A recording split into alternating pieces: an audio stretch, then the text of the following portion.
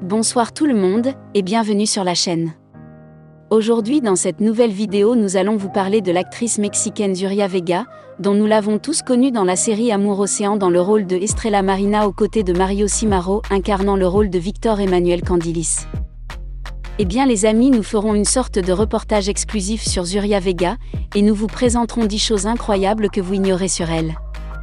Alors comme d'habitude, bon visionnage. Mais avant de commencer s'il vous plaît, n'oubliez pas de vous abonner et activer la cloche de notification pour ne pas manquer nos prochaines publications. Top, c'est parti!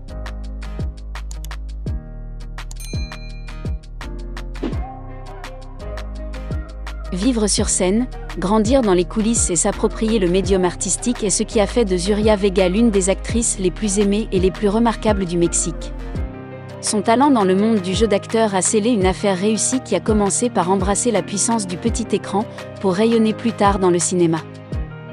L'actrice mexicaine n'a pas tardé à conquérir l'univers du théâtre. À 16 ans elle obtient son premier casting, la certitude que sa carrière professionnelle commence, et à partir de là elle baigne entre télévision, cinéma et théâtre.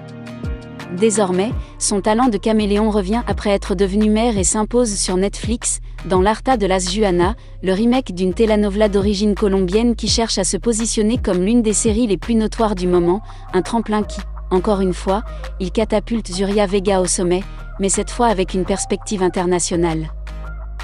Zuria a toujours été impliquée dans un environnement de créativité après être née dans l'une des familles d'acteurs les plus représentatives de son pays. L'environnement artistique dans lequel elle a grandi lui a permis de développer chaque rôle de la manière la plus prometteuse possible et avec un dévouement total. De sa part, ils disent que les personnages te choisissent et j'y crois vraiment. Alors je dis toujours que le plus grand défi et le meilleur personnage que je vais jouer est celui qui vient ensuite, expliquait l'artiste. Qu'y a-t-il au-delà de leur représentation? Qui est Zuria Vega? Zuria Vega est une actrice originaire de Mexico, née le 10 janvier 1989. Vega, qui appartient à une famille d'artistes, a commencé sa carrière très jeune alors qu'elle faisait partie du casting de la pièce La Sonora Presidenta, réalisée par et avec son père, l'acteur Gonzalo Vega. Sa mère, la peintre Leonora Sisto, a également influencé sa vision imaginative. Sa sœur aînée, Marimar Vega, et son jeune frère Gonzalo Vega Jr. se distinguent également dans le domaine du théâtre. Depuis toute petite, elle a été influencée par l'art et le théâtre. La pièce La Sonora Presidenta a été témoin de ses premiers pas en tant qu'actrice, mais ses premiers débuts à l'écran ont eu lieu à l'âge de 17 ans dans la série SOS, Sexo y Otro Secreto, et en 2008, elle s'est aventurée dans les feuilletons, donnant vie à Renata dans Alma de Hierro. Zuria Vega a capté l'attention de ses followers, et tout cela grâce au fait que son compte @ZuriaVega est devenu une plateforme où elle partage ses productions. Récemment, la série Revenge of the Juanas a jeté un sort sur votre flux. À leur tour, les publications qui se démarquent sont celles où elle montre sa familiarité, sa complicité avec son mari, l'acteur Alberto Guerra, et témoigne également comme une expérience de sa maternité avec ses 2 enfants, Lua et Luca.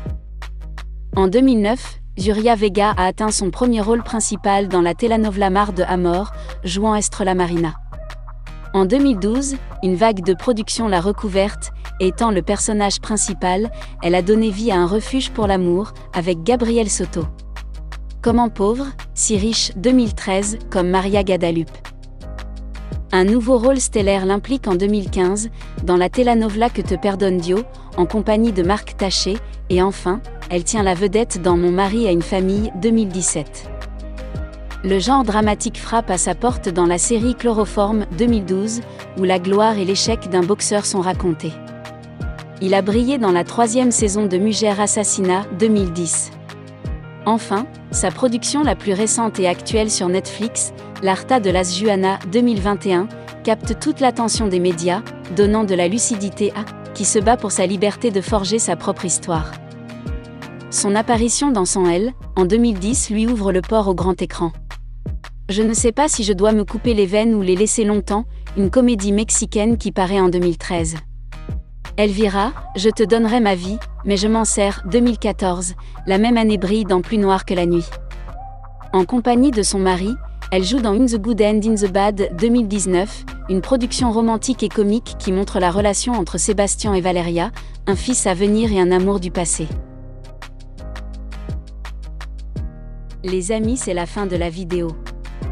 Dites-nous en commentaire ce que vous pensez de cette actrice qui est tellement bourrée de talent.